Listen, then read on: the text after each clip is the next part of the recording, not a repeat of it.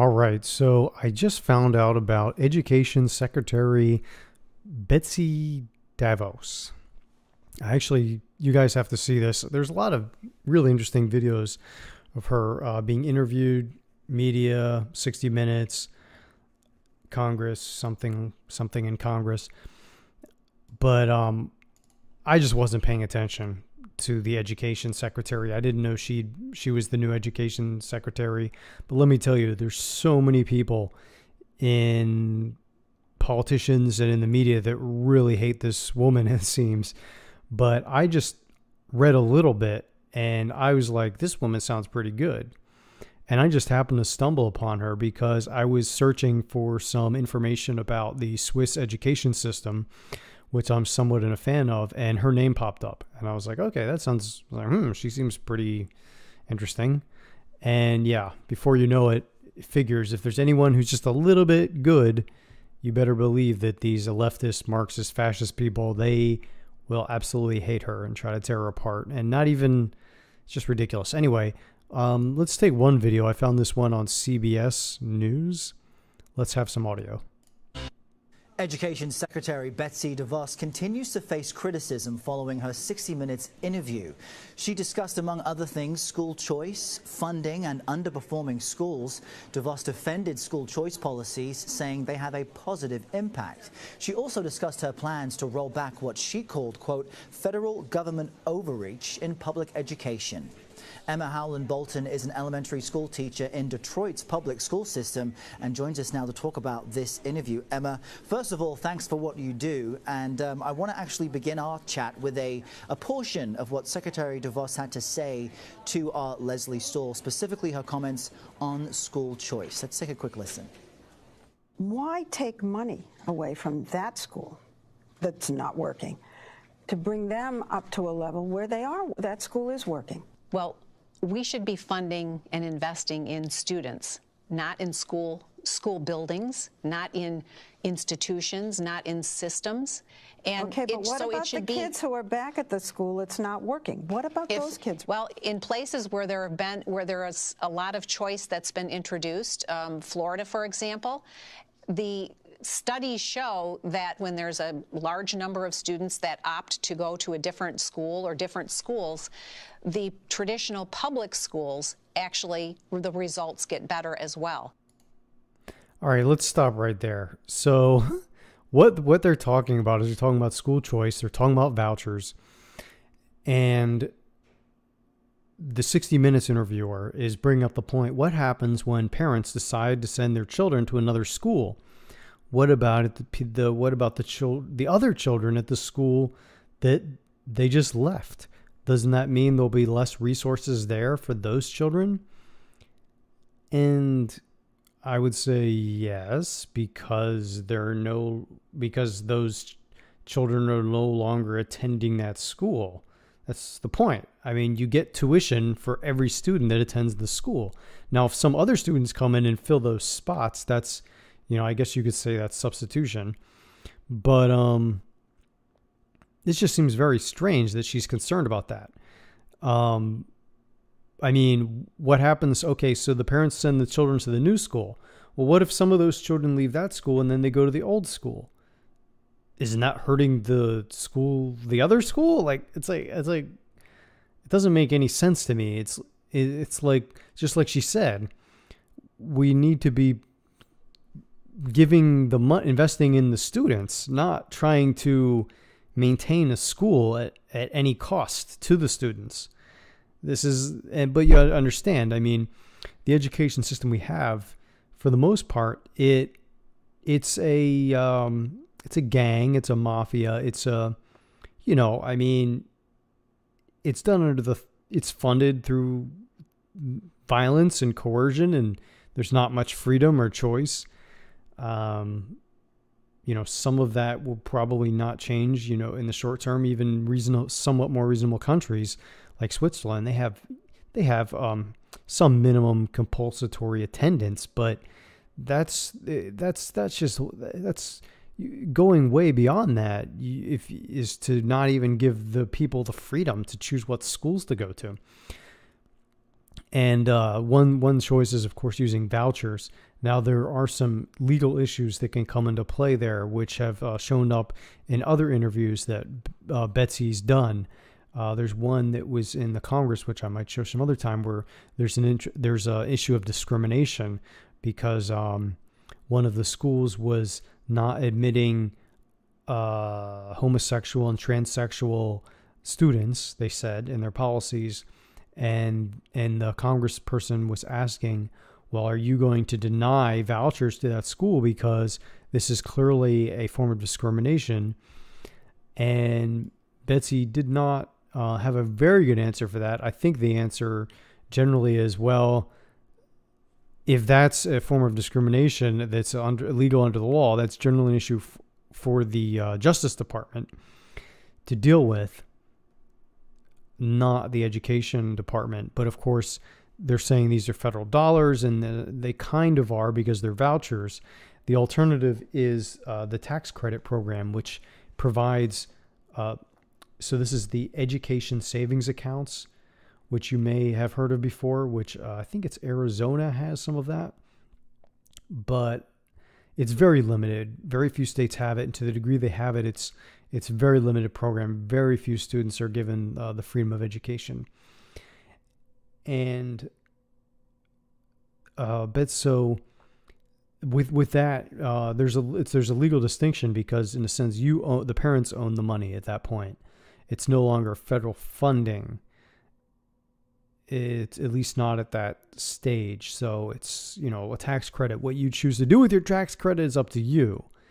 That's your money. It's sort of like getting an IRS rebate. If you want to go out and spend that on whatever, that's your money. But if the government gives you a voucher, and that's sort of just like, it's almost like saying you have a hall pass to go to one of the rooms that we allow you to go to, and we can take the hall pass back at any time because you're in our school and we're the principal. It's kind of like that. It's not quite as autonomous and free, and there's a legal distinction there. But anyway, let's continue. Emma, what do you have to say about that point? Is that true? I'm sorry. I just have to debunk a myth right now, which is kind of being perpetuated by Betsy DeVos and others of her ilk, and that is that there's some mystery concerning how to fix public schools. There is no mystery. We know how to teach every single child that's out there. We know how to teach kids who have PTSD. We know how to teach kids who are refugees, who are English language learners. We know how to teach to every single learning style. Betsy DeVos is perpetuating this myth that there are kids that we don't know how to teach and that we don't know how to fix the school system, when the reality is what we lack is the political will to publicly fund education. That's it. And all this hand-wringing and confusion and ideas about moving money here or there honestly is a distraction from the fact that we have people who are benefiting from defunding public schools. And so your position essentially is that public schools should receive more government funding. In many cases, states decide to attach that funding to performance. So do you feel that that is an inaccurate way to measure allocating funds? I mean, what is your suggestion for how to turn Michigan's schools around? Yeah, absolutely. Thanks for asking. So I think that it's very clear and it's very obvious. We need an equitable distribution of funding when it comes to schools. Schools that have more challenges should have more funding. What we have is the reverse, where schools who have more challenges, who have been historically low performing according to these metrics, they get less and less and less funding, and in fact they're asked to compete with one another. So Secretary DeVos really pushes the idea of competition and a competition model as some kind of beneficial education reform, when the reality is that we don't need schools to compete with each other for ever decreasing amounts of money. You know, the state of Michigan has systematically divested from public education and other public institutions for, the last 20 years. What we need is to take a really hard look at where this money is going. So, for instance, in Michigan a couple years ago, we spent millions of dollars on charter schools that never opened. We have some of the most lax charter laws in the country, and the result of that is that we have 40% of the for-profit charter schools in the country, in Michigan, and many of them in Detroit, and they've been there for a while, and we can tell that that's not working. And Okay, so I'm not clear on the charter schools not working. I'm familiar with charter schools, and charter schools are a tiny, tiny bit of freedom in education, very limited. It's nowhere near as much as you get with, say, maybe a voucher system, or certainly not a education savings account system with tax credits. But these fascists, Marxists, racists, these people, they don't like freedom in general. They really don't like freedom in education, because you have to understand, the way they keep a society indoctrinated is with these schools. This is how they teach them revisionist history. This is how they indoctrinate them in Marxism, environmentalism, fascism, racism, all of these things. If they can't take your children and brainwash them, and plus lose the political control, I mean, it's almost the linchpin on a society is the education system. If there's one thing we could do that would advance our society in general, would be to abolish the government school system and also institute freedom of education. That in and of itself, that would mean maybe in a transitionatory period for example, would mean things like education savings accounts where everyone gets $10,000 a year for their child for tuition. So whereas you go to send them into a government school, they spend $10,000 to $15,000, whatever, on tuition. Well, instead, you would give that $10,000 to $15,000 to the parents. Say, hey, you can spend this on education, similar to how you would spend with the health savings accounts. And that's probably more money than you need, but at the same time, but also that's a way to transition to freedom of education. And so yeah, these people, they really hate it, and they set these. It's a gang. They set this up for the teachers, and I don't necessarily blame the individual teachers, but the system I do blame. The institution and the coercion and the force, and ultimately the fact that it's all backed by violence. I mean, you obviously, it's the government, it's a law. I mean, you have to follow the laws. And if you don't follow the laws, you know what happens. So, but anyway, let's continue. I think Well, I was just going to say what's difficult for many people listening and watching is that not all charter schools are the same as well. I mean, we hear them referenced as if it's one kind of homogeneous group. Some of them do perform better than public schools. Some of them do not. There's been corruption reported at some charter schools as well. I want to ask you about one thing that the Education Secretary said to Leslie Stahl during this interview when she was pressed and asked, have you visited any of these underperforming schools in Michigan? And the Secretary said, no, I have not intentionally visited schools that are underperforming. Leslie Stahl said, maybe you should. The Secretary said, yes, maybe I should. What would the Secretary see at Michigan's underperforming schools that you think would be enlightening? Well, I have to say that I think that Betsy DeVos's motivation as an aspiring plutocrat and the other ed privatizers that she runs with have two things that they're working on here, and two kind of motivations. One is the one I talked about, where they actually do financially benefit from defunding public schools. But the other is possibly controversial, but I think it's that they're terrified that their children, should we ever have equitably funded schools, might one day have to compete with the schools, with kids who come from the schools that I work at, like Detroit Public Schools, where we have some of the brightest, fiercest, most hilarious, talented children who are doing amazing things despite what amounts to legislative white supremacy from Lansing. Even with all of those roadblocks and all... I just have to stop there. White supremacy? This racist, I'm presuming she's a racist because she's a leftist. You know, Marxist, leftist, fascist, whatever. I mean, their politics is based on identity politics groups. including race. She's accusing Betsy DeVos of white supremacy.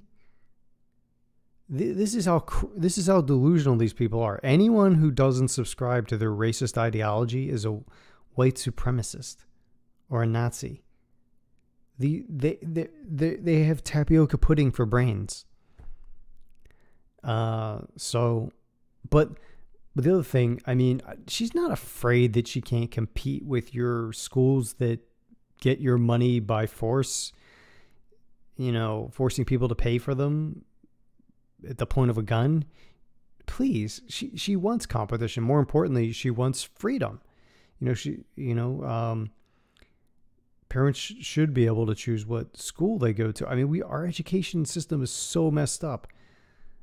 It's ridiculous. We need so much more innovation, and it's not just about technology, but it's the curriculum, it's the time, it's the amount of years. It's when should you start switching to thinking about careers? You can look at the system in Germany, the system in Switzerland. There's really good things that I can see in those systems, and we don't have that here. They have more freedom there, and more less of a one-size-fits-all system.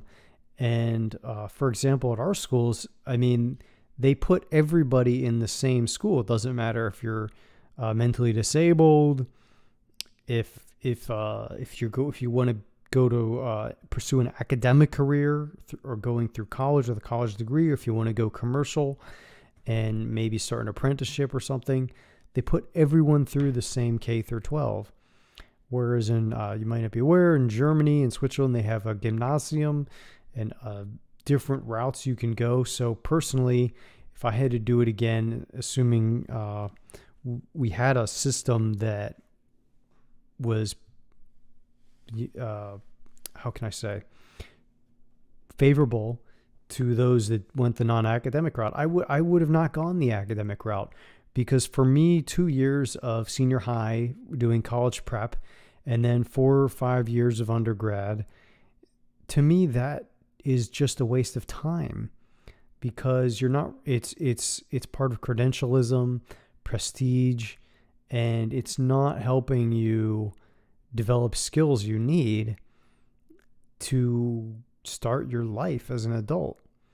It's an incredible waste of resources and time. So we've got students from ages 16 to 23 or so just throwing their life away in this academic world, in these ivory towers, where those are real important years of your life when you can be doing amazing things, building high levels of skill. I mean, look at Bill Gates. He was starting to program at 13.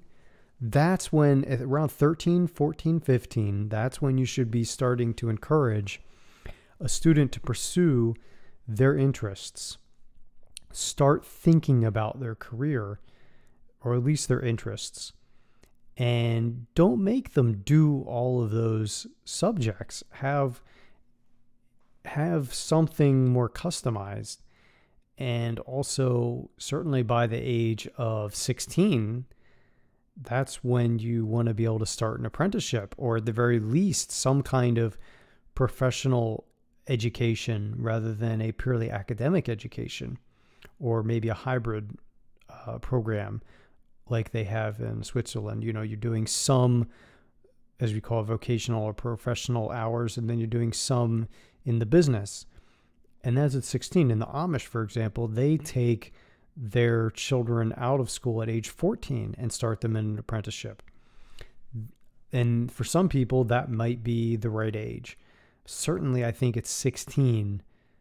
It should be the edge. And if you look up some of the stats in some of the states, I think they only require mandatory education up to 16. But what is education? I mean, if you're an apprentice at 16, you're learning a hell of a lot more that's going to benefit your life than taking pre-calculus and calculus and that stuff. Most people don't use that. And if you do need to use it, get a book on it and learn it. Learn it when you need to learn it. You shouldn't be trying to learn all these things that you might need to learn someday that are very advanced. You want to learn the fundamentals. You want to go to elementary school, and you want to go to probably middle school, and that also gives you time to develop just as far as life experience as well. It gives you something to do during that time, because, when you're 6-10 years old, you're really not fit to be working probably as an apprentice. You can be learning skills, though, through self-directed learning, and there's other school systems that encourage that, which you've probably heard of. But I mean, our system is just so messed up, and it wastes so much life. And when people get out, so many years of life, and when you get out of that system and you're not prepared, many people, they've in a sense been unemployed for 8 years, because from age 16 to 23, they were in school. You could say 18 to 23, they were in school all that time. And not only were they not learning, in most cases, learning any skills that would really help them, they were not making any income. And on top of not making any income, they were actually paying. I don't know what you would call it. It's not an employer. They were paying their school. Because, school's a cost. So you want to be getting something out of it. So the school, of course, wasn't paying the students. They're doing an immense amount of work. The curriculum is even more messed up in the United States, because we don't even have specialized degrees. What we have is general education. Essentially, all degrees are liberal arts degrees, and then you declare a major. So not only is it academic, which is not fit for purpose, beyond being academic, a very small portion of that degree is the declared major, maybe half or less.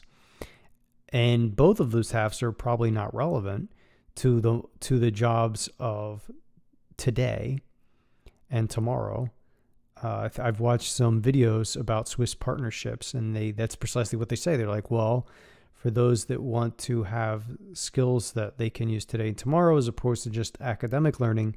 And, academic learning, it might be good if you want to become an academic, you want to specialize, you want to get government grants, work at a university. There's really no role for that, for the government to be funding that, but it exists. It exists today. So long as it does exist, if you want to be a researcher at a university and get government grants, then having that sort of, I don't know, something like an undergraduate and graduate degree might make sense. And of course, there's doctors and lawyers, and legally they're required to have them. So today you might want to get one of those degrees too. But even in that case, lawyers for many years didn't have to have a degree. They could study in a law firm and then pass the bar exam. As long as you pass the bar exam, you're good. And some states still allow that, like Virginia. But I would say, at the very least, I would advocate a pre-law and pre-med school degrees, a 2-year degree that just specialized in relevant information to pre-law or pre-med. That would be a very reasonable middle ground, which has not exist. This doesn't even exist, and could have been implemented very easily. But anyway, that's getting into another subject. I think they try to pump up the prices, control the supply, all kinds of things. But let's just finish this video up.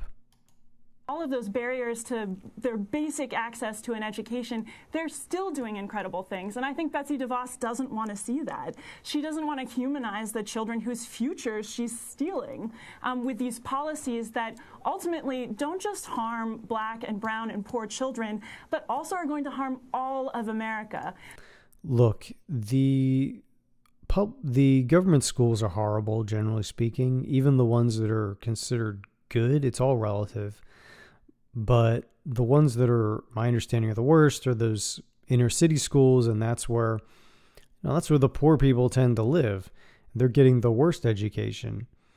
If we had freedom of education, they would obviously get much better education. These people don't care about that. They want control. They're fascists, they're Marxists, and they're racists. They love accusing their opponents of being racist to discredit them and also misdirect them away from their own racism. But I don't put up with that. I say the only reason you're accusing people of being racist is to misdirect people away from your own racism and also discredit. And for that, I call you evil, and I will not put up with that. So, yeah. To divest from public education is to shoot ourselves in the foot as a country.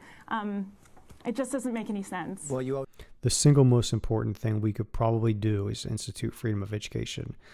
This individual speaking here, both of these individuals presumably in favor of the government school system, and even beyond that, in favor of restricting our freedom even beyond what you get in, say, Germany and Switzerland. So we have a horrible, horrible education system in the United States.